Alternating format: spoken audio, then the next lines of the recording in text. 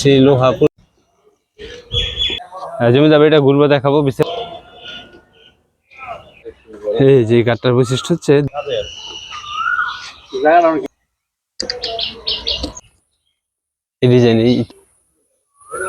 দিদিদের এখানে রাখা হতো, মনে রাখা হতো কয়েদিদের।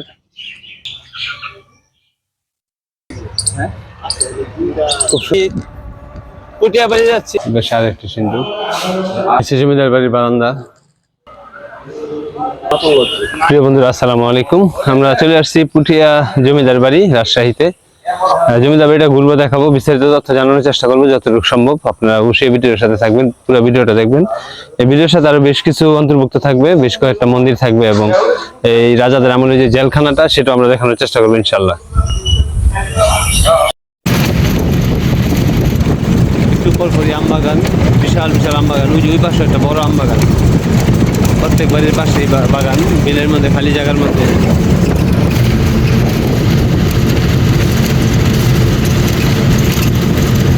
এই ভিতরে বড় বড় আম গাছের বাগান।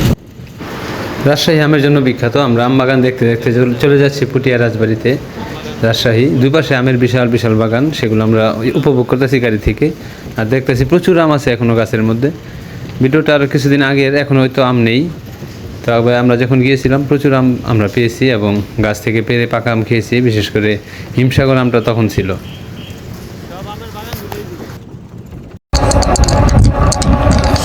আসসালামু আলাইকুম বন্ধুরা, আমরা রাজশাহী পুটিয়া বাড়ি যাচ্ছি, পুটিয়া জমিদার বাড়িতে।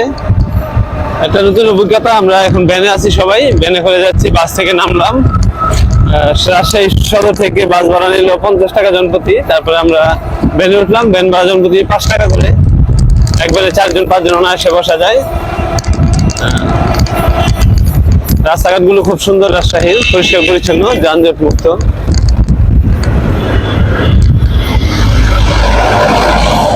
এই পিছনে কে স্যার, একটু দেখান।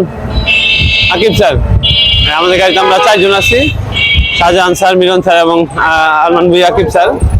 আর সামনের গাড়িতে আছে আরো 5 জন। আমাদের মোট 12 জনের টিম এবার সফরের।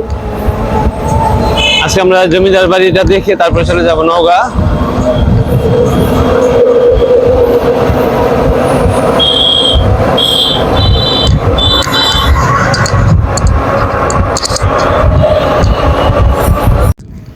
রাজশাহী শহরের রাস্তাঘাটগুলো খুব সুন্দর, দেখার মতো, দেখলে দেখতেই মন চায়। সারাক্ষণ রিক্সাটা ভ্রমণ করলেও ক্লান্তি আসবে না, এত চমৎকার দুপাশটা। আমরা পুটিয়া রাজবাড়ি থানার কাছাকাছি, আশা করি রাজবাড়িটাও খুব কাছেই আছে, যেহেতু পুরনো বিল্ডিং আমরা দেখতে পাইতেছি অলরেডি। কারণ রাজবাড়ির আশেপাশে বেশ কিছু পুরনো ভবন থাকে। রাজার যারা নিজস্ব লোক থাকে, মন্ত্রী থাকতো, তারা আশেপাশে বসবাস করতো, সেই কিছু ভবন আমরা দেখলাম এবং বিশাল একটি পুকুর। পুটিয়া রাজবাড়ির তথ্য যতটুকু সম্ভব দিব, বাকি তথ্য আমরা ডিসক্রিপশন বক্সে দিয়ে দিব। সেখান থেকে বিস্তারিত তথ্য জেনে নেবেন, কিভাবে আসবেন, কোথা থাকবেন, প্রবেশ ফি কত, কোন কোন বারে বন্ধ থাকে, কটা থেকে কটা পর্যন্ত চালু থাকে, সকল বিস্তারিত তথ্য থাকবে আমাদের ডিসক্রিপশন বক্সে, সেখান থেকে জেনে নেবেন। পুটিয়া রাজবাড়ি চলে আসছি আমরা।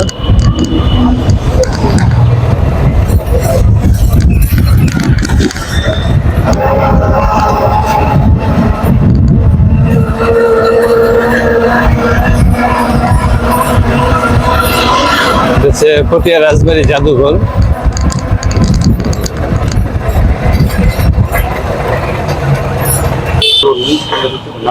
আমরা এসে নামলাম পুটিয়া জমিদার বাড়িতে। খোলা এবং বিরতির সময়সূচি। পুটিয়া রাজবাড়ি, জমিদারদের রাজত্ব চলতো, শাসন চলতো এই বাড়ি থেকে। এখন এই বাড়ি ইতিহাসের সাক্ষী হয়ে দাঁড়িয়ে আছে। বাড়িটা অনেক বড়, জাদুঘর আছে। আমরা যাবো, একটু আগে চলে আসছি, 9টা বাজে খোলে। পুটিয়া রাজবাড়ির পাশে আরেকটি সুন্দর মন্দির দেখতে পেলাম আমরা। এখন রাজবাড়িটা খুলতে খুলতে একটু সময় লাগবে, সেজন্য আমরা এই মন্দিরটা দেখে আসি।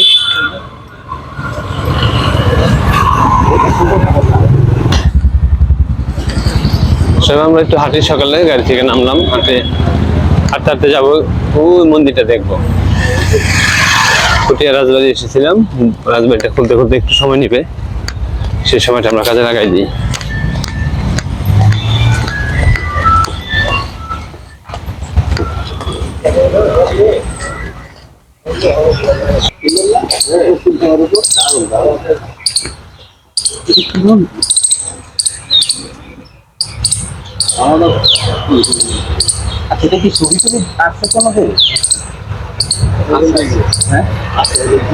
খুব সুন্দর একটি মন্দির।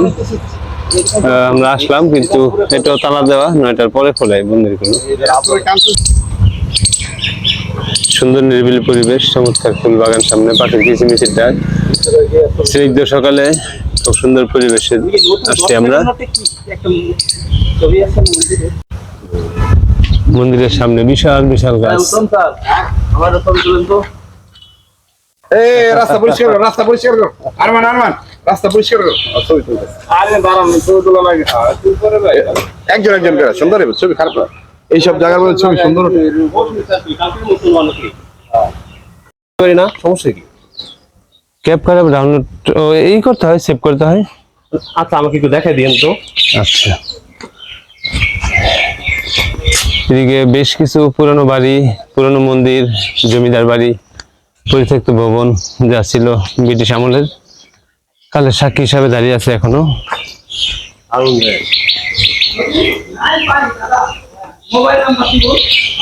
বেশ কয়েকটা বাড়ি আছে এখানে পুরনো।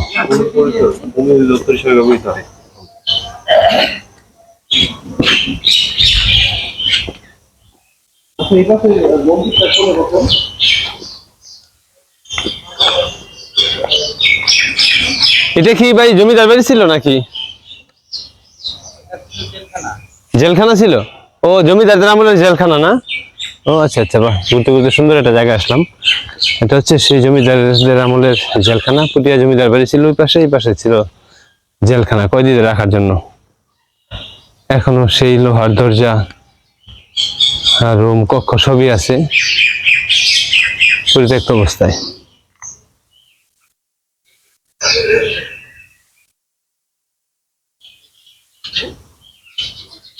কত পুরনো বিল্ডিং এখনো দাঁড়িয়ে আছে।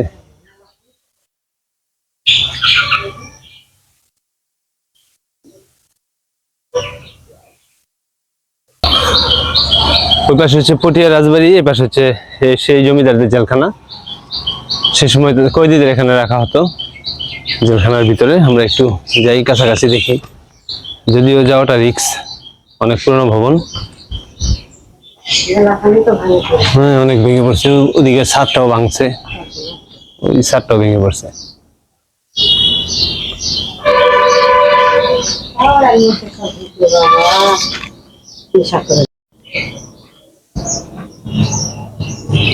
এই সেই লোহার গেট।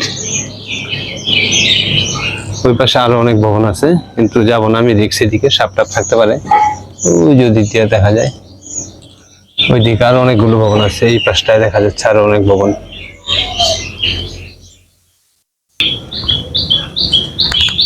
দুই পাশে দুইটা ভবনই রাখা হতো কয়েদিদের।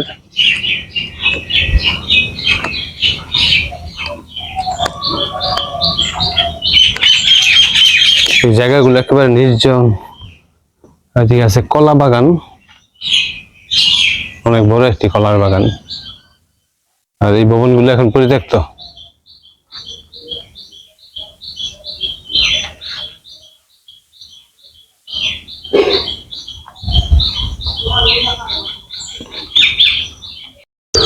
কর্তৃপক্ষকে অনেক ধন্যবাদ। মন্দিরটা খোলার কথা ছিল 9টায়, আমরা আসাতে, আমরা বলাতে একটু আগে খুলে দিচ্ছি। আমরা ভিতরে প্রবেশ করলাম মন্দিরটা। খুব সুন্দর ফুল গাছে সজ্জিত দুই পাশটা।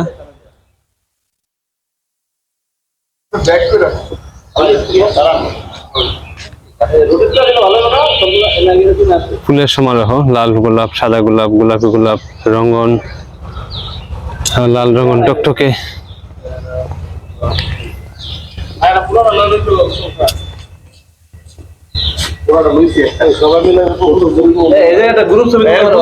হ্যাঁ হ্যাঁ, এই যে স্যার গ্রুপ ছবিটা এখানে ভালো উঠবে, এই যে রোদের মধ্যে।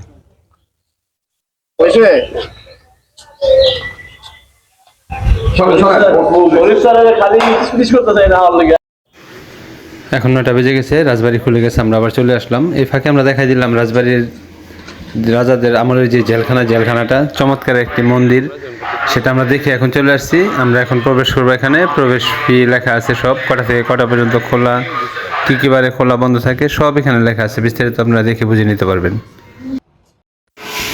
রাজবাড়ির ভিতরে বেশ কিছু ভবন আছে, পরিত্যক্ত ভবন, সেগুলো আমরা দেখতেছি। তারপরে মেইন রাজবাড়ি যেটা আছে সেটার উপরে উঠবো, জাদুঘর আছে, সেখানে আমরা জাদুঘরের ভিতরে কী কী আছে দেখাবো আপনাদের। এখন আমরা বাইরে ঘুরতেছি, এখানে বেশ কিছু ভবন এবং মন্দির আছে, সেগুলো ঘুরে দেখবো, আপনাদের দেখাবো। এদিকে অনেক পুরনো পুরনো বিল্ডিং আছে রাজশাহীতে, ঐতিহ্যবাহী জেলা রাজশাহী, সেই রাজশাহীতে আমরা ঘুরলাম। আজকে রাজশাহী শেষ করে আমরা চলে যাব নওগাঁর উদ্দেশ্যে। নওগাঁ গিয়ে দেখাবো নওগাঁর ঐতিহ্যবাহী কিছু যদি থাকে, অবশ্যই আছে, আমরা দেখাবো। যদিও প্রথম যাওয়া হইতেছে, সঠিক বলতে পারতেছি না।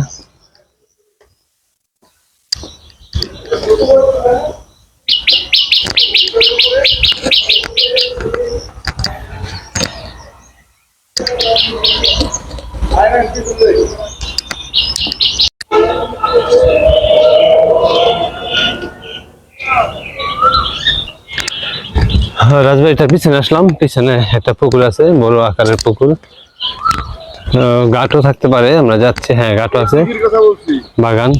দেখি বিখ্যাত কিছু কেটায়? ও আচ্ছা আচ্ছা, এই পুকুরে রানীরা গোসল করতো না, এই জন্য ওই ঘাটটাও মনে হয় একটু পর্দাশীল। ও রানীঘাট এটা না? ও ওই পাশে একটা পুকুর আছে, ওইটা। হ্যাঁ হ্যাঁ হ্যাঁ, দুই পাশে পর্দা দেয়। এই ঘাটটা অবশ্য একটু বৈচিত্র্যপূর্ণ দেখলাম আমরা, যা রানীরা গোসল করতো, পার্সোনাল যেই লোক থাকতো মন্দির ভিতরে, তাদের জন্য এটা। এবং দুই পাশে কিন্তু দেয়াল করা। এই যে ঘাটটার বৈশিষ্ট্য হচ্ছে দুই পাশে ওয়াল করা, উঁচু উঁচু ওয়াল, আর এই পাশটা গোসল করতো রানীরা, যাতে বাইরে থেকে কেউ না দেখে। সেই ইতিহাস এখনো রয়ে গেছে, কিন্তু সেই রাজা আর রানীরা এখন আর নেই। এই সে পুকুর, নিচে নামলাম। পুকুরের পানি আসা যাওয়ার জন্য রাস্তা করা আছে। এই দেখেন ওয়াল, চারপাশ দিয়ে ওয়াল দেওয়া। খুব সুন্দর একটি ঘাট দেখতে পেলাম আমরা। খুব সুন্দর সুন্দর ফুল চারপাশ দিয়ে লাগানো আছে পর্যটকদের আকর্ষণের জন্য। হচ্ছে আরো রাজাদের আমলের সেই কিছু ভবন।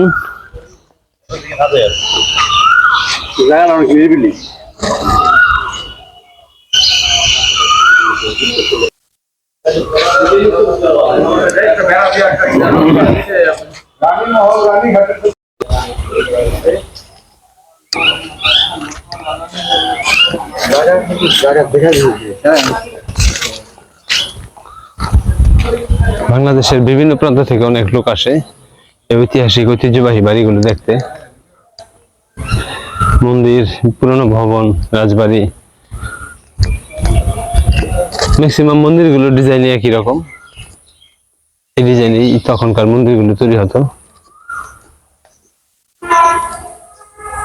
অন্যান্য রাজবাড়ির মধ্যে যে সীমিত আকারের ভবন থাকে, কিন্তু এই রাজবাড়িতে এসে দেখলাম আমরা অনেক ভবন, মানে ঘোরার মতো, বসার মতো একটা জায়গা। ওই পাশটায় বসারও জায়গা আছে, বসার মতো বেঞ্চ করে দিছে সময় কাটানোর জন্য।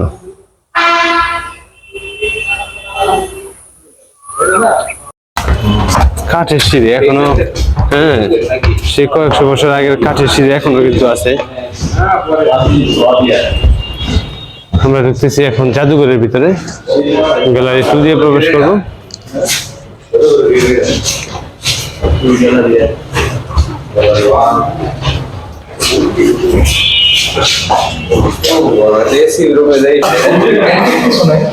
জাদুঘরের ভিতরে প্রথমে যে বললো একটা সিন্দুক, সেই রাজাদের আমলের বিশাল আকৃতির লোহার সিন্দুক।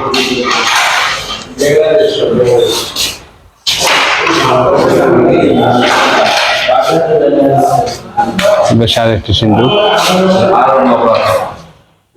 সিন্দুক সিন্দুক না, এটা মানে আলগা ধরে দিতে পারবো না। একবার পাতলা কেরেন লাগবে, কেরেন।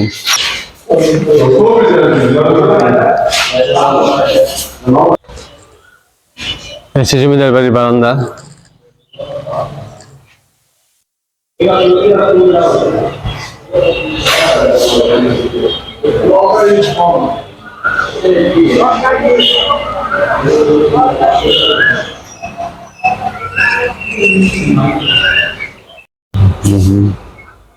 ভালোই আসে কিন্তু অত বেশি ভালো আসে না।